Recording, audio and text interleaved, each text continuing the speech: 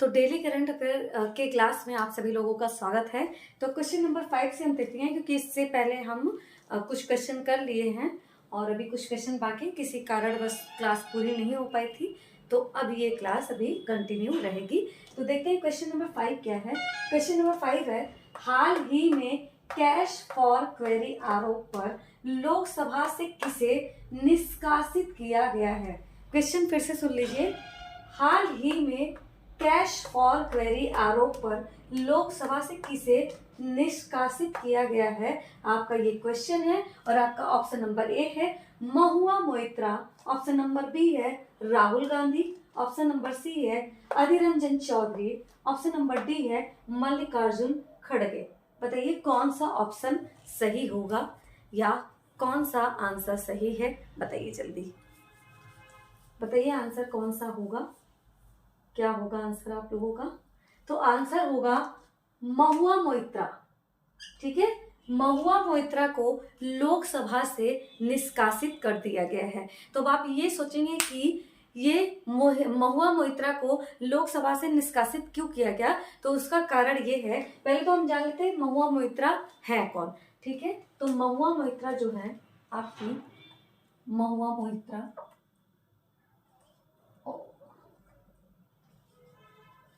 महुआ मोइत्रा जो है आपकी, ये कौन है, लोकसभा में क्या है, एमपी है, लोकसभा में एमपी। और ये ममता बनर्जी की टीएमसी पार्टी की क्या है, विधायक है। ठीक है, ममता बनर्जी की जो टीएमसी पार्टी है उसकी विधायक है कौन, महुआ मोइत्रा। अब आप ये सोचेंगे कि इन्हें लोकसभा से निष्कासित किसने किया, तो लोकसभा से निष्कासित किया किसने, लोकसभा के स्पीकर ने इनको लोकसभा से निष्कासित किया। अब किसके आग्रह पे किया, तो आपकी एक एथिक्स कमेटी है, एथिक्स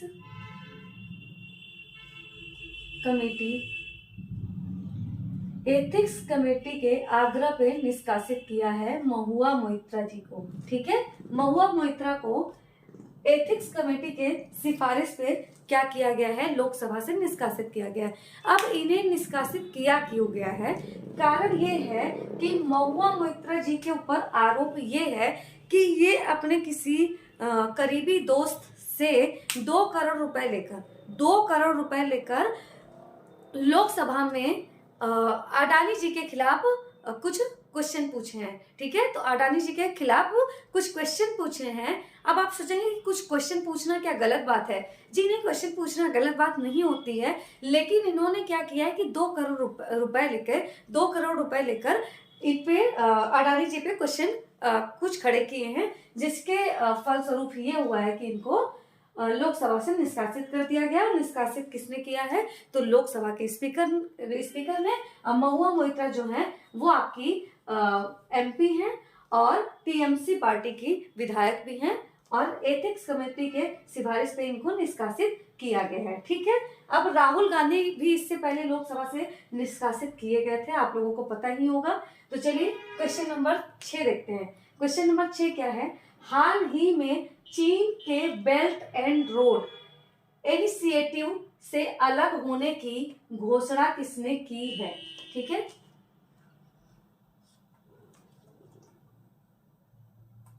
फिर से क्वेश्चन सुन लीजिए। हाल ही में चीन के बेल्ट एंड रोड इनिशिएटिव से अलग होने की घोषणा किसने की है, आपका ये क्वेश्चन है। और ऑप्शन नंबर ए है थाईलैंड, ऑप्शन नंबर बी है कंबोडिया, ऑप्शन नंबर सी है इटली, ऑप्शन नंबर डी है उज्बेकिस्तान। किसने चीन के बेल्ट एंड रोड इनिशिएटिव से अलग होने का फैसला किया है, तो बताइए। तो देखिए, बेल्ट एंड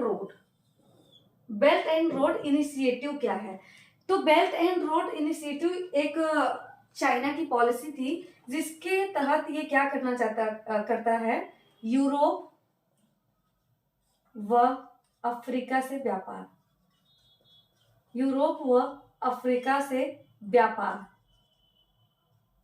व्यापार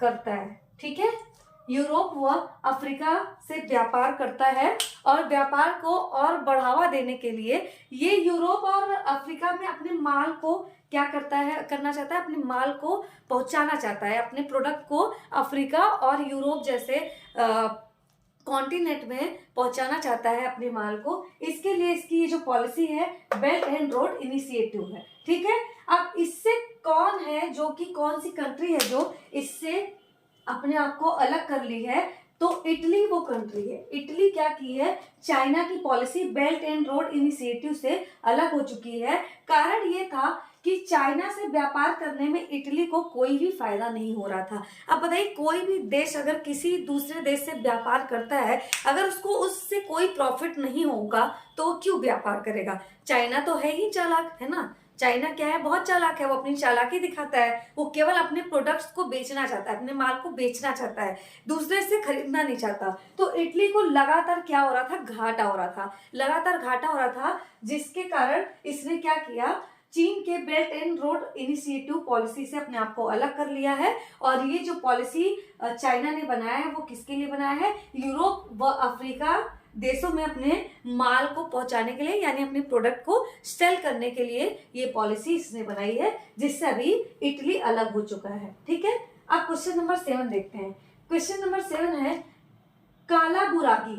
कालाबुरागी ओपन टेनिस 2023 का पुरुष एकल वर्ग का विजेता कौन है। फिर से क्वेश्चन सुनिए, कालाबुरागी ओपन टेनिस 2023 का पुरुष एकल वर्ग का विजेता कौन है। आपका ये क्वेश्चन है। ऑप्शन नंबर ए है Nitin Kumar Sinha, option number B है David Pichler, option number C है Ramkumar Ramanathan, option number D है तागुची। बताइए कौन सा ऑप्शन सही होगा, कौन सा आंसर सही है, बताइए आप।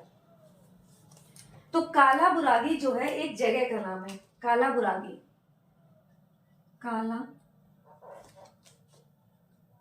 कालाबुरागी कहाँ पे है, कर्नाटक में है, ठीक है। यहीं के स्टेडियम चंद्रशेखर पाटिल स्टेडियम, ठीक है। कालाबुरागी कहाँ है, कालाबुरागी आपका कर्नाटक में है, जो जहाँ के चंद्रशेखर पाटिल स्टेडियम में आपका ओपन टेनिस 2023 का आयोजन हुआ है, वहीं पे खेला जा रहा है, ठीक है। तो कालाबुरागी ओपन टेनिस 2023 का पुरुष एकल वर्ग विजेता कौन है, तो आपका रामकुमार रामनाथन एक पुरुष एकल वर्ग के विजेता है। और किसे हराकर ये विजेता बने हैं, तो डेविड पिचलर को हराकर, उपविजेता कह सकते हैं ना, उपविजेता। तो डेविड पिचलर को हराकर अब ये डेविड पिचलर कहाँ के हैं, तो डेविड पिचलर आपके कहाँ के हैं, डेविड पिचलर ये ऑस्ट्रिया के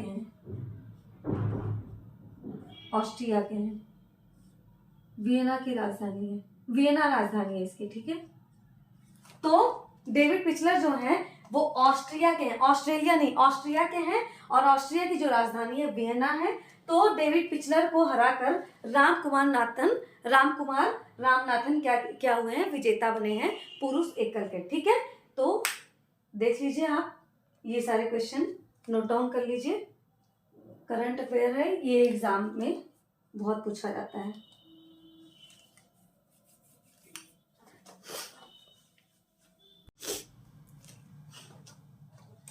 तो क्वेश्चन नंबर 8 हमारा जो है, क्वेश्चन नंबर 8 है, हाल ही में अंतरराष्ट्रीय नागरिक उड्डयन दिवस 2023 कब मनाया गया है। फिर से क्वेश्चन सुनिए, हाल ही में अंतरराष्ट्रीय नागरिक उड्डयन दिवस 2023 कब मनाया गया है। आपका ऑप्शन नंबर ए है 5 दिसंबर, ऑप्शन नंबर बी है 6 दिसंबर, ऑप्शन नंबर सी है 7 दिसंबर और ऑप्शन नंबर डी है 8 दिसंबर। तो क्या कौन सा ऑप्शन सही होगा आप लोग के पॉइंट ऑफ व्यू से बताइए। इंटरनेशनल सिविल एविएशन डे किस डेट को मनाया जाता है, बताइए। इंटरनेशनल सिविल एविएशन डे किस तारीख को मनाया जाता है, ये आपका क्वेश्चन है। तो इसका जो आंसर होगा वो 7 दिसंबर, ठीक है, 7 दिसंबर इसका सही ऑप्शन होगा।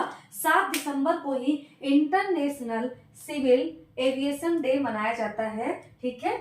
तो 7 दिसंबर को ही एक और दिवस मनाया जाता है, 7 दिसंबर को ही एक और दिवस मनाया जाता है। वो कौन सा है? सशस्त्र सेना झंडा दिवस, ठीक है। तो सशस्त्र सेना झंडा दिवस भी 7 दिसंबर को मनाया जाता है। तो सशस्त्र सेना झंडा दिवस क्यों मनाया जाता है? ये शहीद सेना की याद में मनाया जाता है, शहीद सेनाओं की याद में मनाया जाता है। और इस दिन क्या होता है कि धन एकत्रित करके शहीद सेना के परिवार को दिया जाता है। इसी वजह से आपका सशस्त्र सेना झंडा दिवस मनाया जाता है 7 दिसंबर को। और 7 दिसंबर को ही आपका अंतरराष्ट्रीय नागरिक उड्डयन दिवस भी मनाया जाता है। क्वेश्चन नंबर 9 देखते हैं। तो क्वेश्चन नंबर 9 है, हाल ही में ब्रिटिश सरकार ने बीबीसी के नए अध्यक्ष पद पर किसे नियुक्त किया है? क्वेश्चन फिर से सुनिए। हाल ही में ब्रिटिश सरकार ने बीबीसी के नए अध्यक्ष पद पर किसे नियुक्त किया है? तो आपका ऑप्शन नंबर ए है Andry Rajoelina, option number B है Jitesh John, option number C है Rajat Kumar Jain, option number D है डॉक्टर समीर शाह। बताइए कौन सा ऑप्शन सही होगा? तो जो आपका बीबीसी है, आपका बीबीसी जो है वो क्या है? यूके की यानी इंग्लैंड यूके की समाचार एजेंसी है, ठीक है, एजेंसी है। तो समाचार एजेंसी है। बीबीसी क्या है? आपका इंग्लैंड का समाचार एजेंसी है। और इसके नए अध्यक्ष किसे चुना गया है? इसका नया अध्यक्ष किसे चुना गया है? तो वो आपको जवाब देना है, इसके नए अध्यक्ष किसे चुने गए हैं। तो डॉक्टर समीर शाह को नया अध्यक्ष चुना गया है बीबीसी का, जो कि एक इंग्लैंड की समाचार एजेंसी है, ठीक है। ऑप्शन नंबर 10 देखते हैं। क्वेश्चन नंबर 10 देखते हैं। हाल ही में चर्चा में रहे हनुक्का त्योहार का संबंध किससे है? हाल ही में चर्चा में रहे हनुक्का त्योहार का संबंध किससे है? आपका ऑप्शन नंबर ए है यहूदी, ऑप्शन नंबर बी है इस्लाम, ऑप्शन नंबर सी है क्रिश्चियन, ऑप्शन नंबर डी है बौद्ध। तो हनुक्का त्योहार किसका है? हनुक्का फेस्टिवल किसका है? किस धर्म का है? तो यहूदियों का है। यहूदियों का फेस्टिवल है हनुक्का, ठीक है। तो ये जो हनुक्का है ये आपका दिसंबर महीने में सेलिब्रेट किया जाता है, दिसंबर महीने में सेलिब्रेट किया जाता है। और ये जो फेस्टिवल है 8 दिन तक चलता है, ठीक है, 8 दिन तक ये फेस्टिवल चलता है। और इससे ही हनुक्का को ही यहूदियों का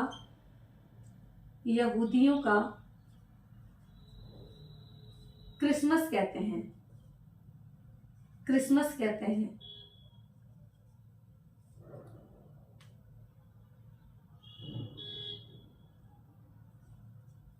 यहूदियों का क्रिसमस कहते हैं किसे?